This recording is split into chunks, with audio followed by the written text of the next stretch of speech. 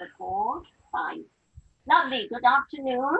Good morning to those in North America, but good afternoon to the rest of us here. Welcome, everybody.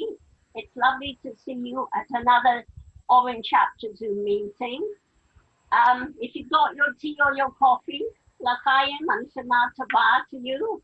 Sorry we can't provide the real refreshments, but lovely to see so many of you new faces, that people who can't normally attend our meetings, but luckily this way they can. And sad that there are people who are our regular attendees who haven't got the technology for Zoom. So we are recording this meeting and Stuart's talk in a minute, and that will be on YouTube, and they will be able to see it later at their leisure, and you will be able to watch it again if you wish to as well.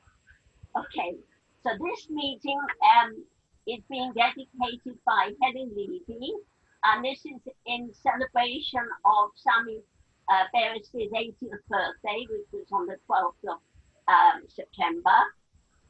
15 of us very much enjoyed Sami's talk. He talked to us about his Zionist journey when we had our Breakfast with a View get together on a fundraiser on our terrace. We were outdoors on our terrace just a week before Rosh Hashanah. He gave us a very interesting talk, and we managed to raise, 15 of us, we managed to raise 1,275 shekels extra towards the emergency COVID-19 project that Hadassah-Israel is working towards for the special monitoring equipment at Hadassah Hospital. I also want to thank all of you, because I know some of you have been sending in direct donations. You've been calling Jerusalem and speaking to Anita and Lona and giving in very generous donations towards this project all through the first lockdown and all through the summer. So thank you so much for your generosity. It really is helping the cause. I know I want to just comment. I want to really congratulations to Brenda being back with us after her hip surgery. And it's lovely that you're back in time with us all again. It's lovely and great to see you. Most of you know Stuart, a lot of you know Stuart. You will have all seen in the bulletin the bio for Stuart, and you'll all have seen it on the reminders as well. So I'm not going to go through the whole bio, just to say, obviously, he's a great friend of Oren Chapter, and we're really looking forward to this talk of his called Traveler's Tales, Personal Anecdotes and Experiences, Globe-trotting as an International Marketing Manager. So Stuart, over to you. Thanks so much. Okay, thank you, Lee. And hello, everybody from a very beautiful Shorish, where we look out of our window at the Judean hills and all the traffic on the main Jerusalem-Tel Aviv highway that ought not to be there, but is. I'm going to talk, as Lee mentioned, about my experiences in traveling around the world, which really one could write a book about them, but we'll try and do what we can in 40 minutes. John Ruskin, the author, has said that modern traveling is not really traveling. It's rather like being sent to a place like Amazon send parcels from place to place. And this is something that is really very true, because although it sounds very exotic, it can be rather tiresome at times. By way of introduction, I'm going to see if this works. Very good, yes. So this is the world at large, and this was my first attempt at flying. These were the old Dakota aircraft, which when I got engaged to Hasha, it was took me from Newcastle to Amsterdam, and there was a very steep incline getting from the entrance door at the bottom and the end of the aircraft and climbing all the way up to your seat. Further experience with smaller aircraft was working in Newcastle in the north of England, I had to go by a small four-seater plane over to Germany. It was actually quite a wonderful experience. The only problem was that when the pilot told us that he had a flask of coffee for the four of us sitting in the plane behind the back seat, which we relished and drank, he didn't tell us, of course, that in such small planes, there are no toilet facilities. So by the time we all got to Dusseldorf, we were not interested in passport control or anything. And we ran like mad for the toilets. So how on earth did I get involved in international marketing? My job in Naharia was largely dealing with the engineering of the company's products. But at one point, the manager who was dealing with all the marketing side overseas, unfortunately started developing cancer of the spine. And my boss, the general manager, he turned to me and said, look, Stuart, you know the products, you speak English, and you've got suits and ties in your wardrobe. I want you to go into marketing. Well, where on earth does one start? In most cases, traveling around the world meant literally booking flights every day to get from one place to the next. You arrive in the evening, you have your meetings in the morning, and then in the late afternoon or early evening, you fly on to the next destination. Particularly for the long flights, I always sat in an aisle seat because I felt that I needed to be able to exercise and I could get up and walk around without any problems. People often ask me, how on earth did you manage the very long flights, 11, 12, in one case 15-hour flights? Did it not drive you crazy? Well, I used to divide the time. I divided the time I had my laptop with me, so I could divide it into working time, watching time, eating time, and watching sometimes a bit of TV. But one bit of advice I didn't follow. I don't know how many of you, particularly the Brits, remember a comedian called Tommy Cooper. His advice was never sit at the back, always sit at the back of a plane, because you never hear of a plane crashing backwards into a mountain. The disadvantage of sitting at the back is you get the smell of the toilets. Right, so where to start? Well, I was fortunate that the previous manager who'd been floating around the world was able to come with me on many of the trips that I needed, at least to show me where to go, where to go to hire the best deals for cars, how to get to hotels, how to get to the offices and so on.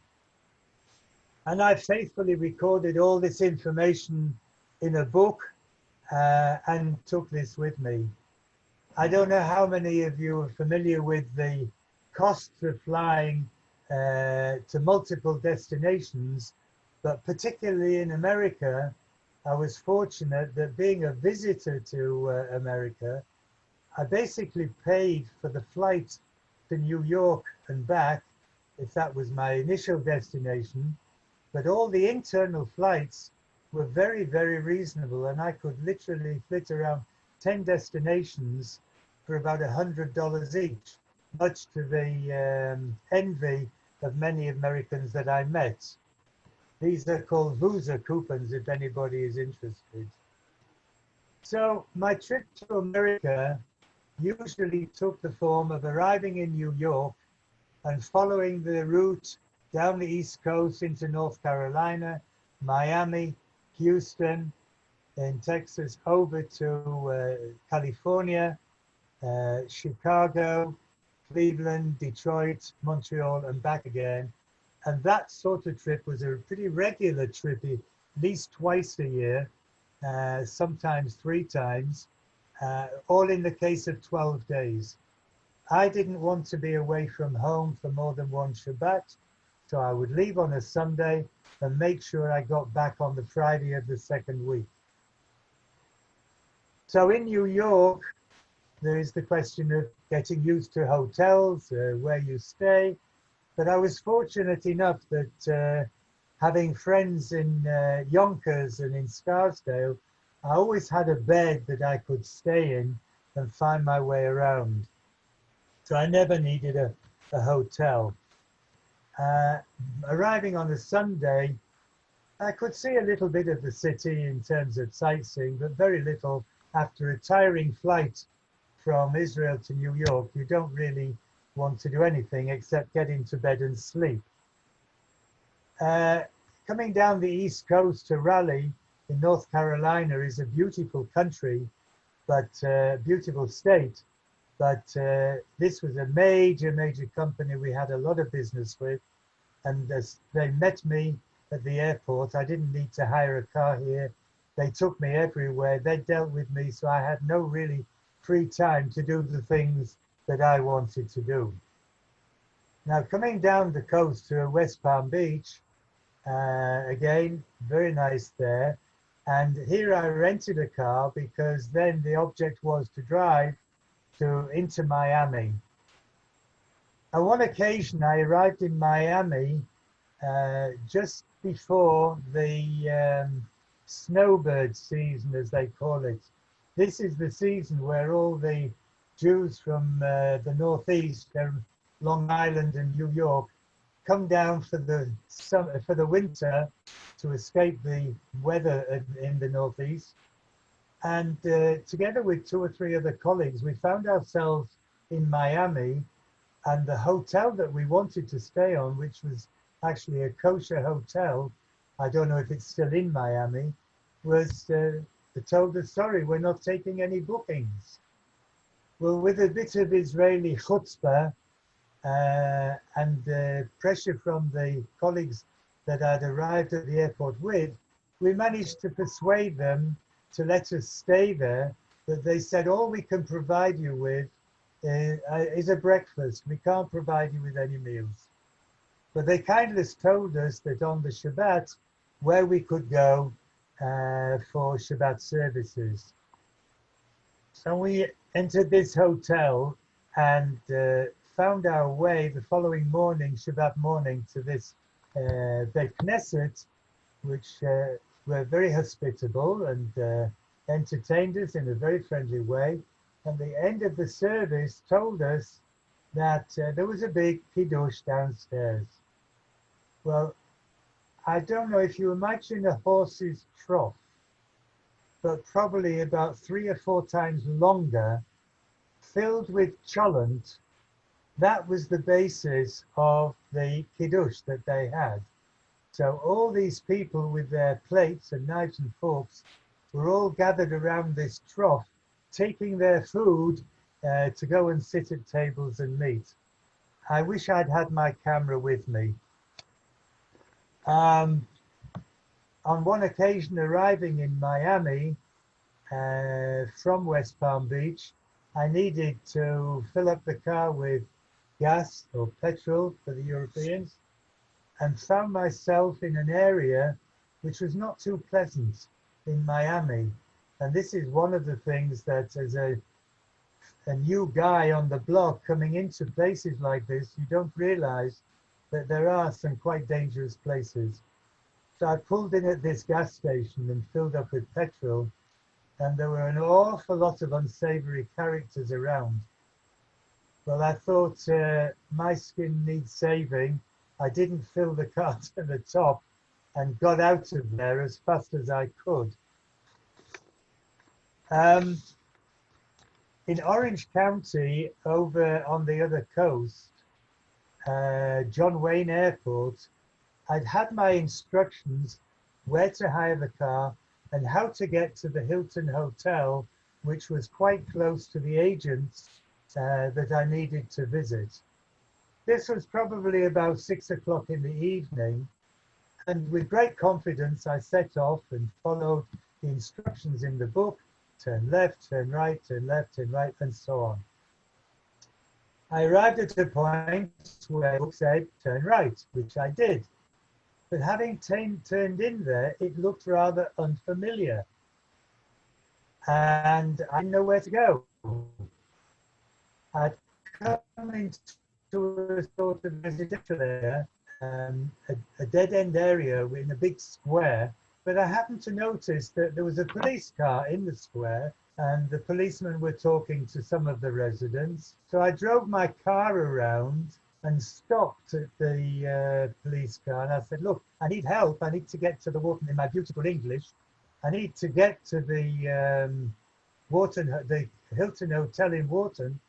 And his comment was, get the hell out of here, wind your window up, otherwise somebody's going to be putting a gun through it. He really scared me. And my gosh, I got out of there quick. But when I got out there and back onto the main road, I still didn't know where I was going. But through, I suppose, a little bit of initiative, I did find my way at the next turning and found my way to the hotel. In the Los Angeles area, I found myself there for Purim on one occasion. We had a small trade show, and I had made contact with the Chabad community. In all my travels, where it was necessary and didn't have friends, I would use the Chabad, which was offering an excellent service. They invited me for the Purim reading of the Megillah, which was very nice, and told me, come back tomorrow morning, come and join us. We can daven and then we can have our Purim meal together. I thought this was rather nice. What I didn't expect was that mishloach manot were prepared, and they gave me so much mishloach manot, I didn't have anywhere to put it in my case. So when I did eventually get back to the hotel, a lot of the staff were offered gifts and presents of sorts because I just couldn't take it all with me. I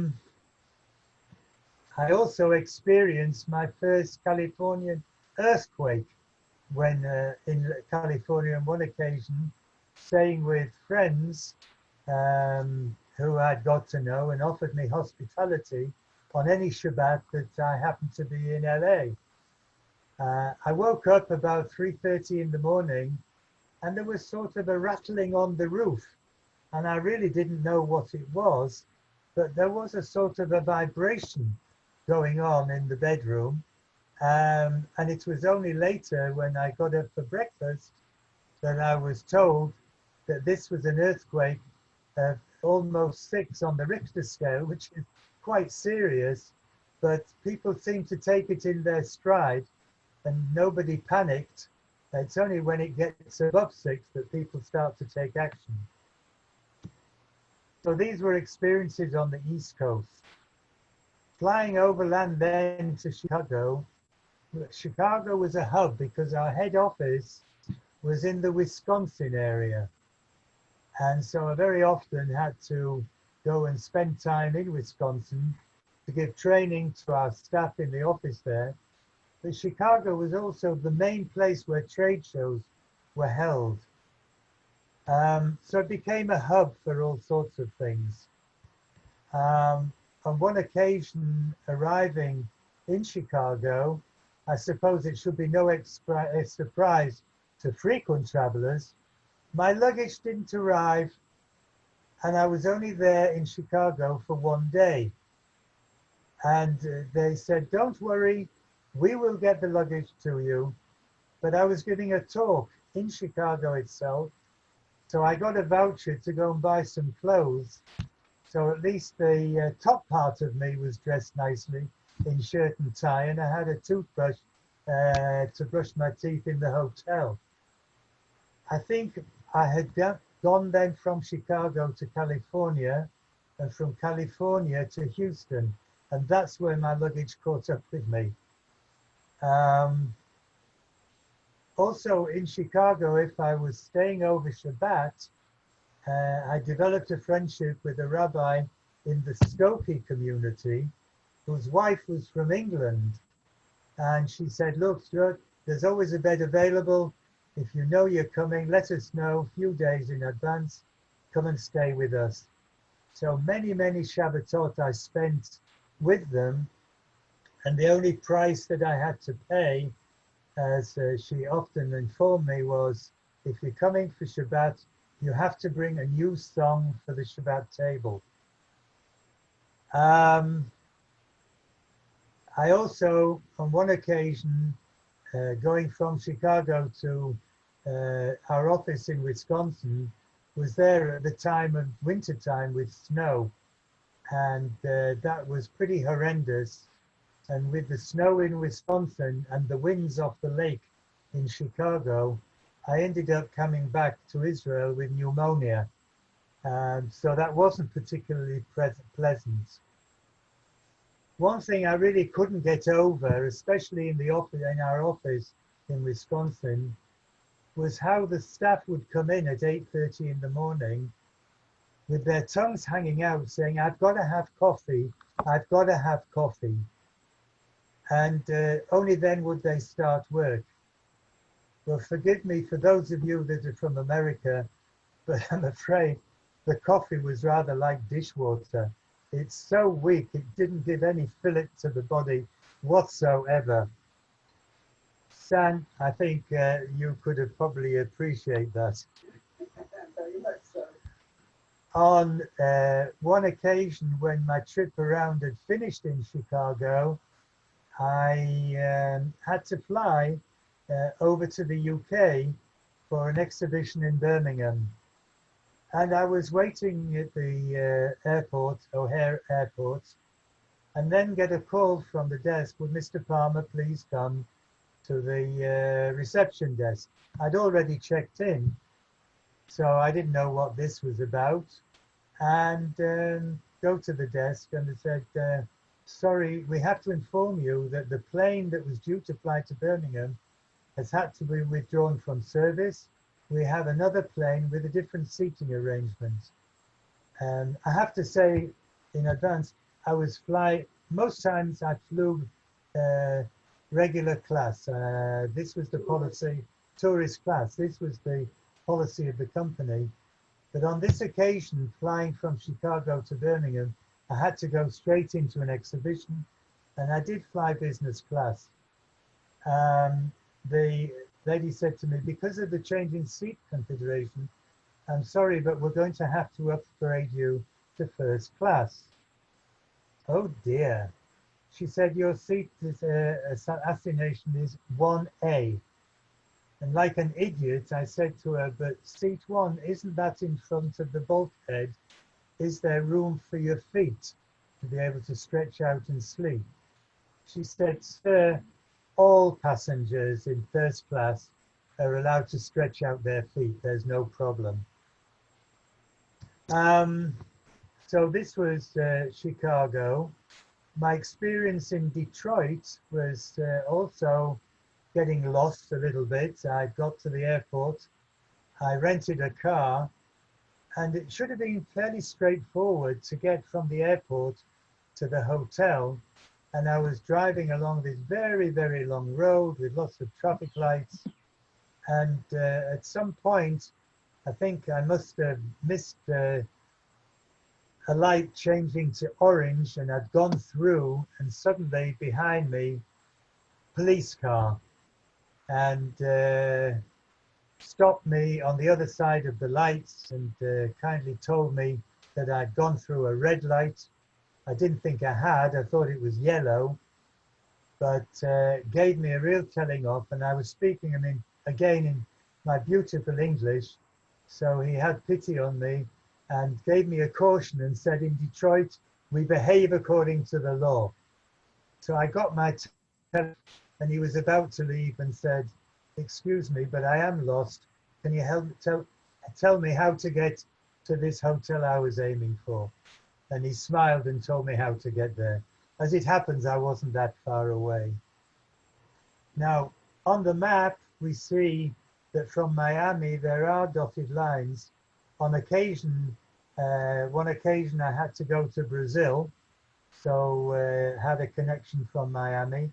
And on another occasion to Mexico, where we were hunting for new agents. The trip to Brazil was long and tedious, getting to New York, connection to Miami, and then on to Brazil. And we'd spent a lot of time in the office in Naharia discussing the contract that we would offer and how I could negotiate with them. And having got to Brazil, my plane arrived at about 11 o'clock in the morning, and they met me there. The potential agents took me to the hotel and said, look, have a rest for a couple of hours. We'll pick you up and then come to the office. So I managed to catnap for 2 hours. We get to the office. I start the negotiations, and then I get a message on my phone from my boss in area. We don't agree with what's been with the contract we discussed. Come back home. So having gone all the way there, I was kind of furious. That's an understatement. And cut short the meeting, went back to the airport. And in fact, that was one of the reasons that I actually decided to leave the company 6 months before my retirement time.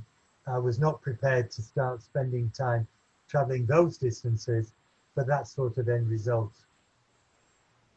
Another agency we were seeking was in Mexico. And Mexico is also a dangerous city. But I was very lucky. I'd made contact through the embassy with an Israeli, a lady who was the wife of the bank manager of Banco Oren in Mexico City. And she became my driver. So she arrived one morning at the hotel and said to me, look, we have to go out of the green zone. Have you got any valuables on you, money or any? I said, yes, I have some things in my pocket. She said, well, please go back upstairs and put all your valuables in the safe in your hotel. We are going to an area which is not particularly safe, and I haven't even told my husband where we're going. So dutifully, I went back and put everything in the safe, came down, got in the car, and we drove off. We approached the destination, and she said to me, please just wait a minute. I think we're almost there. I just need to check something. And she stood outside the door, got out, but didn't move away from the door, just stood outside the door of the car, looked around, got back in the car. Yes, she said, it's just 50 meters down there, but don't get out of the car yet. And she drove the 50 meters.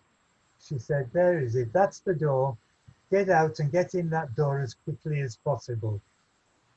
The saving grace was, she told me, because we were there at 9:30 in the morning, this is the time when not too many criminals are on the streets. But any time after 12 o'clock, it's rather dangerous to be there. So these are just some of the anecdotes of being in America. So then the next trip takes us to Asia. And similarly, the Asian trips were quite intensive. Yes, I would go certainly to India quite frequently, and I have given you talks about the weddings and so on. Fascinating there. But the main Asian trip was to fly from Tel Aviv to Thailand, Singapore, Hong Kong, Taiwan, back to Hong Kong, to Japan, Korea, Beijing, Shanghai, and back to Hong Kong before the flight home. And that was also in 12 days. A little liquid refreshment. In this particular case, I did not have the benefit of my predecessor showing me the rounds. So I had to spend a lot of time taking with me maps. Waze didn't exist in those days. And sometimes it could be quite tortuous. And I learned from experience where I made mistakes and so on. So Thailand. This was again a case, you visit the agent in the afternoon. You don't have too much time usually. But in this particular case, I arrived in the afternoon. So I had a few hours before going to sleep and having a morning meeting. And I'm sure that many of you know that in the one of the popular streets where the hotel was located, there are these shops for clothing where they will make to measure literally in a matter of hours. And so I was walking down this main street and past one shop, and a dress caught my eye. Now I have to say, I never ever bought Hasher clothing on any of my trips. But this particular dress, a long dress, very exotic, a dress and a fancy top as well, a long gown, caught my eye, and I walked past so many times and I thought, I can just imagine Hasher in this dress. So eventually I succumbed, went into it, and decided I'm going to buy it. But if I'm going to buy something for Hasher, I might as well buy something for myself. And this was at about 5:30 in the evening, in the late afternoon. And I picked a material, and my hotel was not far away. Literally, it was only 5 minutes walking distance from the shop. And he said to me, I'll give you a call in a couple of hours to come for a fitting. He measured me, of course, and everything. And sure enough, it's about 8 o'clock. I get the call, I go back, had the fitting. He said, the outfit will be there at your hotel room at 8:30 tomorrow morning. And sure enough, it was. So I came back with a rather elegant silk suit and a rather exotic dress gown for Hasher. So I must say that when I did get back home, I told Hasher to go out of the bedroom while I unpacked my case and carefully put this long gown and top on the bed. And she's telling me I've got an earpiece at the side, so it was a skirt and top. Put it on the bed, and I called her in to see it, and she came in, looked at it, thought a moment, and said to me, I haven't got any shoes to wear with it. So, problem, how do we solve it? She stood on two pieces of paper. I drew the outline of her feet on this paper. I was in contact with the manufacturer in Thailand. We negotiated a price. I sent him by fax the two pieces of paper with her feet. He made the shoes, sent the shoes back to Israel for us so that Hasher had a complete outfit. I have to say there was also a handbag in the same material as well, but that came with the outfit from Thailand. The hotel we stayed at, the businessman stayed at, was a regular hotel for non-Asians, and we always stayed on the 7th floor. And there were guards at both ends of the corridor to make sure that were only bona fide guests coming into their rooms. They would not let anybody else onto the 7th floor. I'm sure many of you have seen the feature of Thailand, Bangkok, is the pollution. The pollution in the air is awful. And believe me, you get used to wearing masks well in advance. I don't know how the masks are now with Corona. I don't know how Thailand's getting on, but they're quite used to wearing masks. So leaving Bangkok, we then get to Singapore. I think the thing that struck me apart from the weather, which is terribly humid, and you get these very torrential rainstorms, was the cleanliness of the place. It really is quite remarkable. And being such a small country, there's quite a procedure to owning a car. Uh, you have to pay a significant amount of money, something approaching $10,000, to be able to bid to buy a car from the authorities, because they really limit how many new cars are actually put on the road each year. And having got the right to buy a car, you then have to decide what type to make, and you negotiate with the importer and buy your car. But it is only valid for certain days of the week. So the wealthy businessmen have their Sunday, Tuesday, Thursday car and their Monday, Wednesday, Friday car. I'm not sure what happens for Saturdays, but anyway. And this is the way that they control it. Moving on to Hong Kong, well, of course, it's a very jazzy, and I'm talking now in the 1990s, before the new airport opened, and of course the planes used to come into land between the skyscrapers. You could see the living room and bedrooms of the occupants on either side of you as the plane was coming into land. On one occasion, it's an understatement to say that one got very tired on all of this traveling around, but I was approaching Hong Kong, and on the screen it said we were at 25,000 feet, and then we were at 20,000 feet, and then 15,000 feet, and I think we've got down to maybe somewhere between 5,000 and 10,000 feet, and I must have fallen asleep.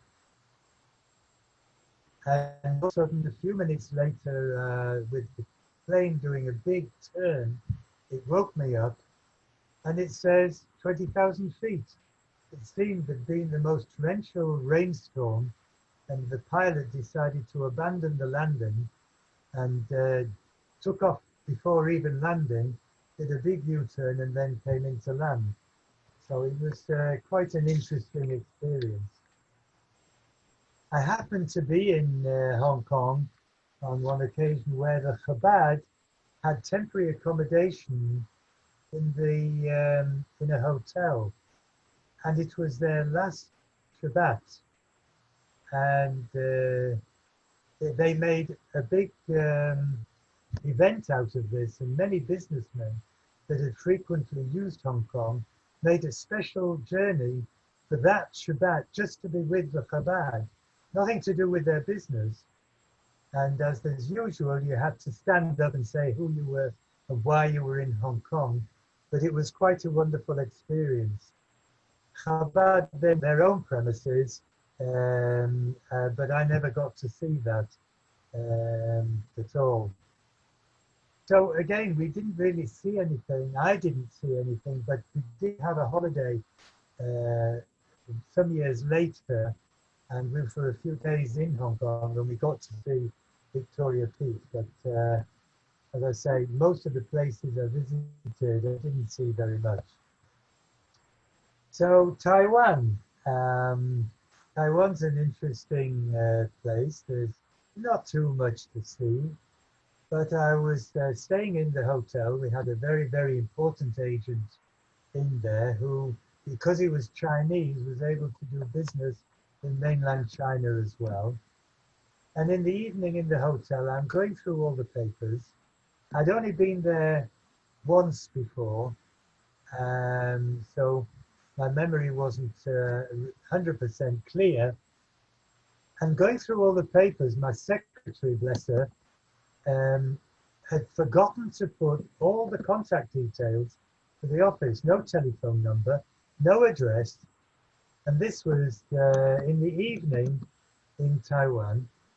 And I didn't have a clue what I was going to do, because I couldn't remember where the office was.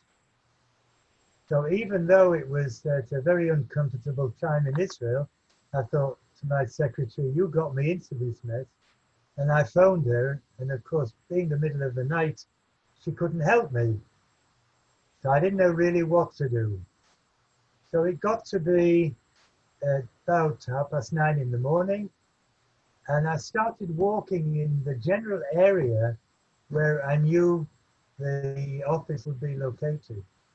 Unfortunately, another problem was that the name of the company that we knew was not the name on the office plaque. So I couldn't look at all these plaques and find the name Hong Chi because they were part of a big group and I didn't know what the group name was. A miracle happened. As I was walking down the street, the person I was due to meet was coming from the opposite direction, and he greeted me and we smiled, and he hadn't a clue about the problems that I would have had if I had not met him in the street. Okay, so that's Taiwan and Hong Kong. On to Japan. Japan, we had agents in Nagoya and Osaka.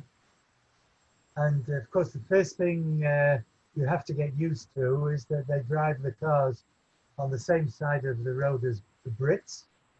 And if you're in a taxi, the taxi driver wears gloves and carefully opens the door for you. And the level of politeness is unbelievable.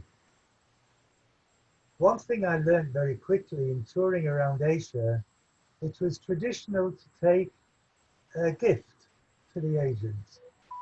In Japan, it's not the gift that matters, it's the way that you wrap and package it. And so one has to be very careful, even the simplest of presents is acceptable, but it has to be wrapped in nice paper and then tied with the appropriate cord. And heaven forbid you should use black and silver cord, because black and silver is used in gifts that are given as a sign of mourning. And all these tricks of the trade, one has to learn when one's traveling around to find the cultural differences of what's going on. I'm looking at the time, Lee, and I hope we're all right. We're still in Asia.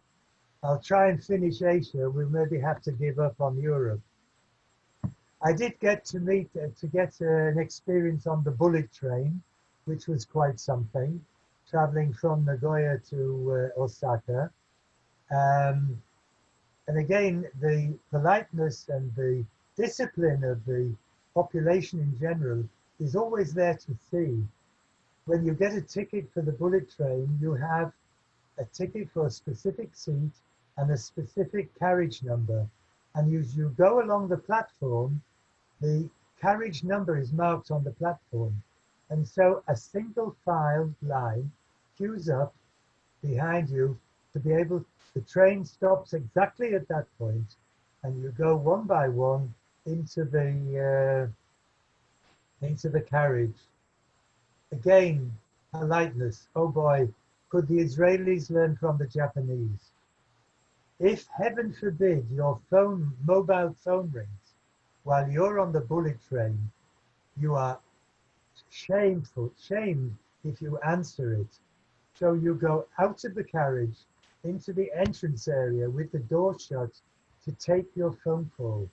You do the utmost to make sure your conversation is not heard by anybody else. Not because of secrecy so much, but more because of politeness against other people around you. And even in the street, you will find people going into a small corner to take a phone call so that pedestrians around you are not experiencing your conversation with your gynecologist or something like that. We did manage a holiday in Japan, and one little story I just wanted to relate was that the agent, the son of the agent, took us in Nagoya to see the ladies who sew the silk which is used for making kimonos. And this was just amazing. These two ladies we saw must have been in their 80s, on their knees, sewing carefully, needlepoint, very, very fine needlepoint, the material which ultimately becomes a kimono. And as I was leaning over to see more closely what they were doing, one of them caught their eye on my kippah. Well, I can tell you that Hasha and the ladies, through the interpreter that we had with us, spent quite a bit of time discussing how to make kippot. There is more to tell, but time is running out. Over to Korea, just one quick story there. It's quite an interesting experience getting back to my hotel.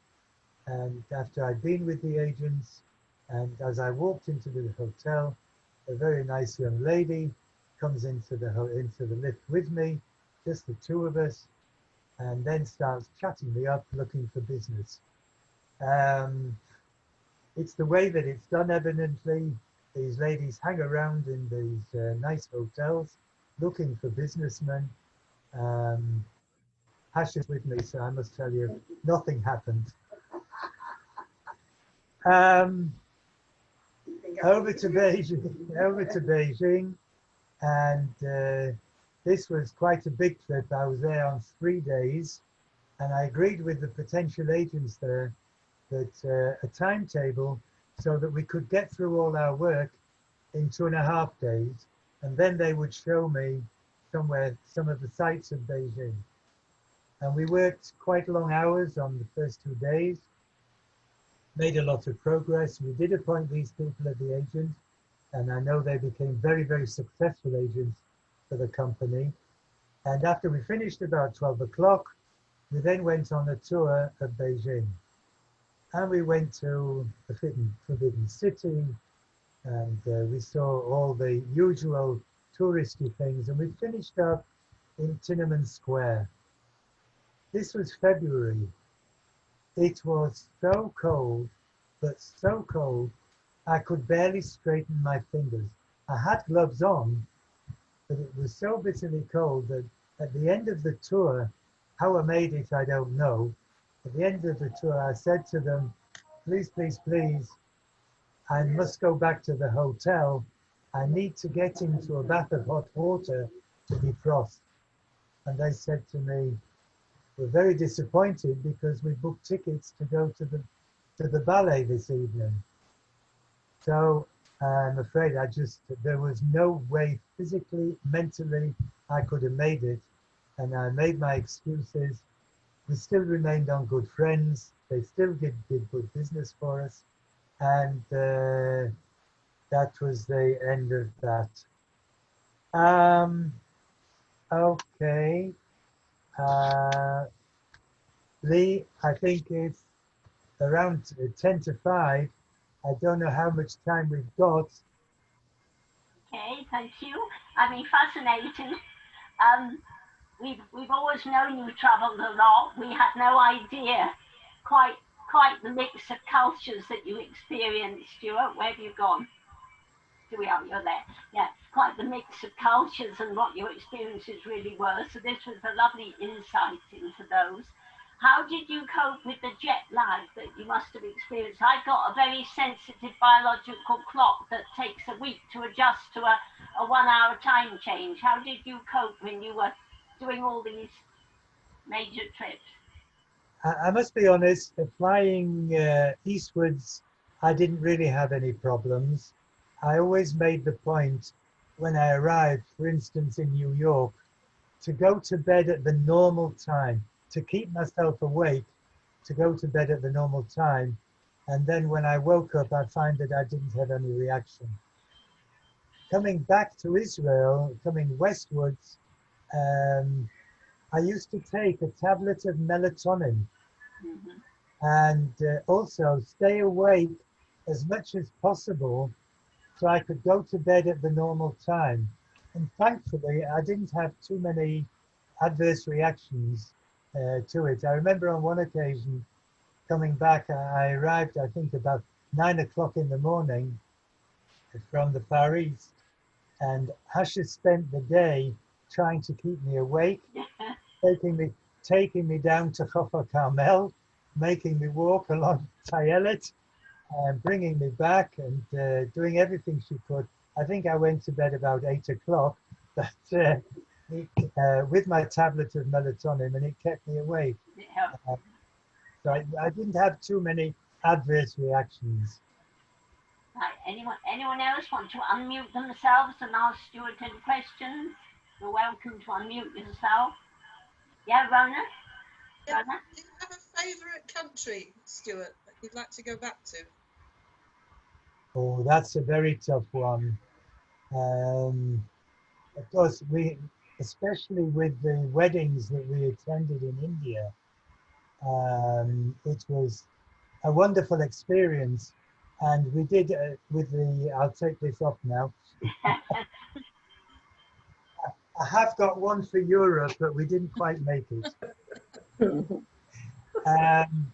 For our holiday in India helped us to get to know a lot of the country from the south, in Kerala and Delhi and so on. And the agent whose family weddings we went to, we still keep in contact and talk on WhatsApp quite regularly. And last week I got a Shana Tova from him, as he always sends me greetings for our Chagim. I send him greetings for his as well. I think it's probably one of the favorites. There's so much which is different in terms of culture. America is slightly different from the European culture, but there are so many similarities. When you go to Asia, you're seeing a lot of very different different cultures. One thing I must mention, in Japan, if a guy unfortunately loses his job, it's considered a disgrace when he goes home, and his wife kicks him out of the house. And we saw from when we were in Nagoya, from our hotel window, a park outside with benches with all these men, and they were not elder. Some were elderly, but others were relatively young. For whatever reason, they'd lost their job, hadn't found another job yet, and they had to sleep it rough in the park outside. In cardboard boxes. In cardboard boxes. So really, hi Diane, I've just seen the photograph. So really, I think India is very nice. Japan is okay, but Kyoto as a city is really beautiful, and they're very, very welcoming for overseas visitors. The buses have their destinations in Japanese and in English, and most of they did when we were there. Yeah, okay. And also, most of the destinations you want to get to as a tourist, you don't have a lot of problems. Any other questions? Go ahead. Yeah. Okay.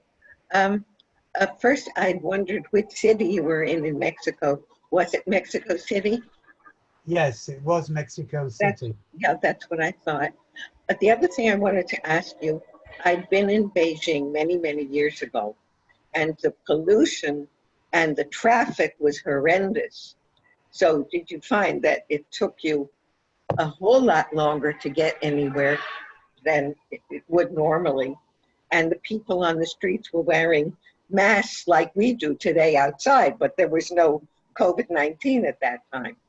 Right. You're absolutely right. The density of traffic on the roads, and what surprised me was the number of cars. I didn't expect to see so many cars on the road, but bicycles and cars, there's a lot.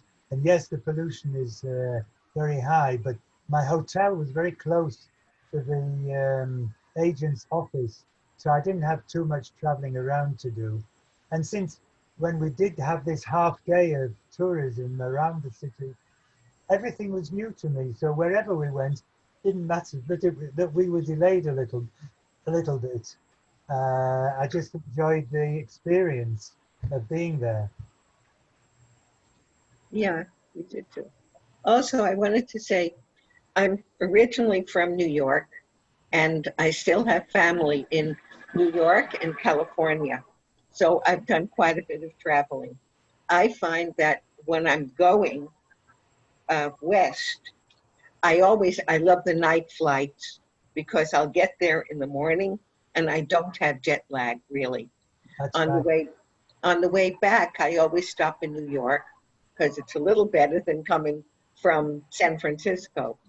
And I take a flight that's like at 7 o'clock in the evening, and it gets me into Ben Gurion about noon, which means I get breakfast at about 10:30, which is reasonable already, Yeah. so that you don't, you're not getting breakfast at 2 o'clock in the afternoon and uh, throws your day off. Yeah, I must tell one story about the flights on a Korean flight to Beijing. You know, when you order kosher meals, they usually come and ask you, "Can I heat up the main course for you?"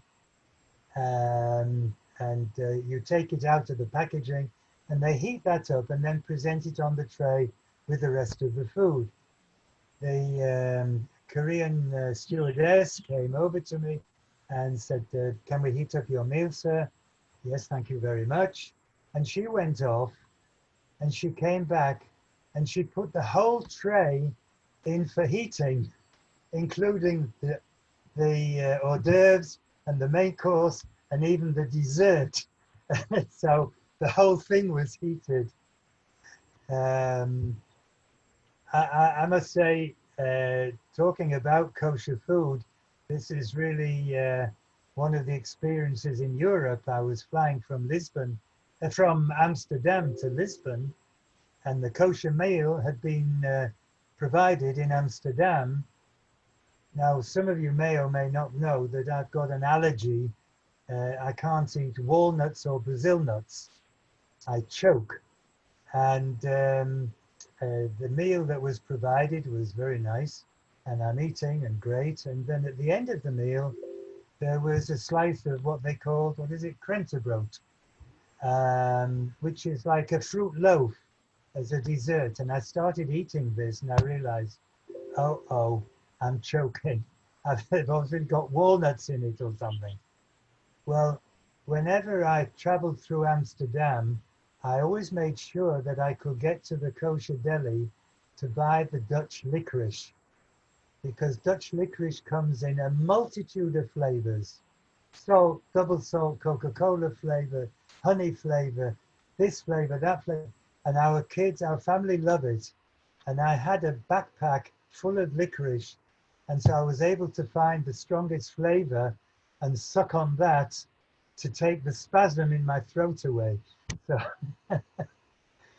yeah, not a pleasant experience. Um, Anyone else? Stuart, thank you so much. It was great. It's always lovely to have you as our guest. And just to say to everyone, we will send you what we're going to call an Oren update after the Chagim. Once we know what we're going to be able to plan for October, it won't be the bring and buy auction. I'm really sorry, but the way things look, there's no way we're going to be able to do the bring and buy auction. So we'll have to put that off till whenever. So we'll try and do something outdoors again if the weather holds, and if we're not still in lockdown, we will try and do something where we meet outdoors and have a face-to-face get together, with our masks, as we've been doing as much as possible in the last few months. So all I can say is I'm going to stop the recording in a minute. I will do my best to upload it successfully to YouTube, better than I did with the Zoom ID today. Sorry about that again, but luckily you all saw the last minute message, so we were okay. If anyone missed it because they didn't get the corrected message, they'll be able to see the recording on YouTube, hopefully. What I'd like to say, obviously, is Shana Tova again. Gemar Chatima Tova, if appropriate for you. Tom Carl next week, have an easy fast. And we look forward to seeing as many of you as possible, either on Zoom or face-to-face in the coming weeks and months. All the very best. Thank you so much, and lovely to see our friends in New York and in Carmiel and in Canada and everywhere, and from Modi'in, Rivka from Modi'in, and everyone from our local friends as well. So great to see you all. Cheryl from Yokneam, I can see all sorts of faces. Lovely to see you all. Do you want? I'll stop the recording. I'm going to